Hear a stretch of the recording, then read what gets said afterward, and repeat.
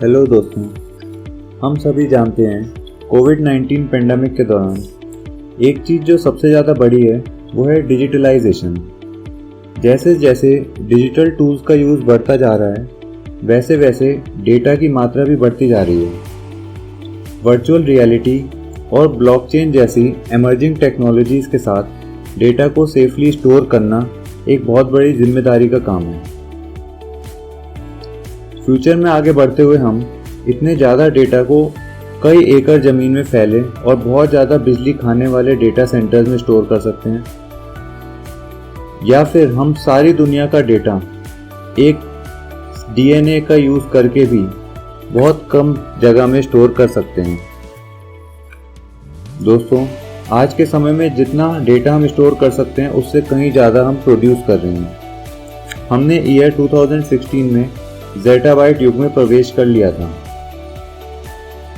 एक ज़ेटाबाइट 10 की power 21 bytes के बराबर होता है। यदि आप डीवीडी पर 5 ज़ेटाबाइट डेटा स्टोर करना चाहते हैं तो डीवीडी का आपका ये स्टैक अर्थ की सरकमफ्रेंस के करीब 6 टाइम्स बराबर होगा।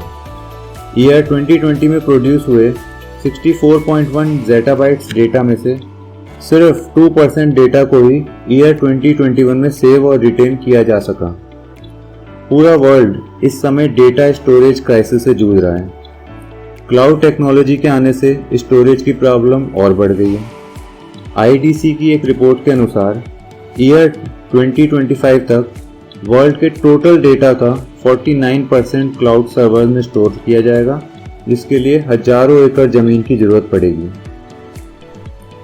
ईयर 2019 में गूगल, एप्पल, फेसबुक, अमेज़ॉन और माइक्रोसॉफ्ट ने कई डेटा सेंटर्स इंस्टॉल करने के लिए $120 बिलियन का इन्वेस्टमेंट किया। सिर्फ इतना ही नहीं, हजारों कंप्यूटर सर्वर्स, हार्डवेयर और कूलिंग सिस्टम वाले इन डेटा सेंटर्स की पावर कंजम्पशन पूरे वर्ल्ड की पावर कंजम्पशन का 3% है। इसके विपरीत दोस्तों, डीएनए से हम कई गुना बेहतर डेटा स्टोरेज डेंसिटी प्राप्त कर सकते हैं। तो दोस्तों, आज हम समझेंगे कि डीएनए स्टोरेज क्या होता है और ये कैसे बहुत बड़े डेटा को एक छोटे से डीएनए में स्टोर कर सकता है। दोस्तों, डीएनए स्टोरेज टेक्स्ट, इमेजेस और वीडियोस जैसे डेटा को बाइनरी कोड्स 0 और 1 में एनकोड करने और डीएनए में स्टोर करने की टेक्नोलॉजी है। एक्सपेरिमेंट से पता चला है कि 1 ग्राम डीएनए में 215 पेटाबाइट्स तक डेटा स्टोर किया जा सकता है, जिसका अर्थ है कि ईयर 2020 में प्रोड्यूस हुए 35 ज़ेटाबाइट्स डेटा को सिर्फ 163 किलोग्राम डीएनए में स्टोर किया जा सकता है। दोस्तों, डीएनए में 4 नाइट्रोजेनिक बेसेस होते हैं, जिनके नाम हैं एडेनिन, गुआनिन, साइटोसिन और थाइमिन। इन बेसेस के डिफरेंट कॉम्बिनेशंस 3 के ग्रुप में, जिन्हें कोडोन कहते हैं, एक अमीनो एसिड बनाते हैं। ऐसे अमीनो एसिड्स का एक ग्रुप मिलकर एक प्रोटीन बनाता है। हमारे डेटा को स्टोर करने के लिए 0 और 1 के डिफरेंट कॉम्बिनेशंस को एडेनिन, गुआनिन, साइटोसिन और थाइमिन के रूप में एनकोड किया जा सकता है। आर्टिफिशियल डीएनए में कंबाइन होने पर यह डेटा लंबे समय तक प्रिजर्व किया जा सकता है।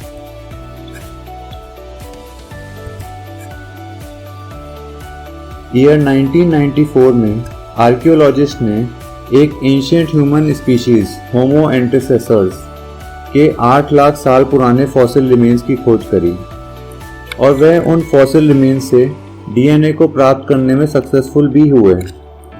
इस बात से हमें यह अंदाज़ा लगता है कि अगर सही कंडीशन में स्टोर किया जाए तो डीएनए की मदद से डेटा को हजारों सालों तक सुरक्षित रखा जा सकता है।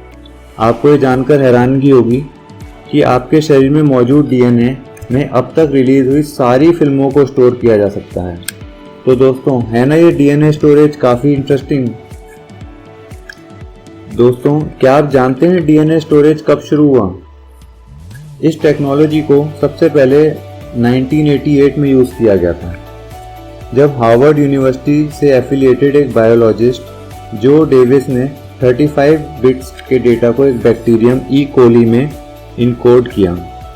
ईयर 1919 में न्यूयॉर्क के साइंटिस्ट के ग्रुप ने डीएनए में 23 कैरेक्टर्स के एक मैसेज को कोड किया और फिर उस डीएनए को एक हैंड रिटन लेटर पर लगा दिया। इस लेटर को उन्होंने खुद के एड्रेस पर पोस्ट किया। लेटर रिसीव करने पर उन्होंने कुछ दिन में ही डीएनए में से ओरिजिनल मैसेज को सक्सेसफुल डीकोड भी कर लिया। समय के साथ डीएनए सिंथेसाइजिंग और सीक्वेंसिंग टेक्निक्स में इंप्रूवमेंट करके कई टीम्स ने शेक्सपियर के सभी 150 सोनेट्स को एक high quality music video data में सक्सेसफुली एनकोड और डिकोड किया, और वह भी डीएनए के कुछ स्ट्रैंड से। जून 2019 तक एक डीएनए स्टोरेज स्टार्टअप कैटलॉग ने 16 GB विकिपीडिया को सिंथेटिक डीएनए में सक्सेसफुली एनकोड कर लिया था। दोस्तों, डीएनए में डेटा स्टोर करना आशा की नई किरण की तरह लग सकता है, लेकिन डीएनए सिंथेसाइजिंग एंड सीक्वेंसिंग बेहद complicated and time consuming techniques हैं, जिनमें भारी लागत शामिल है।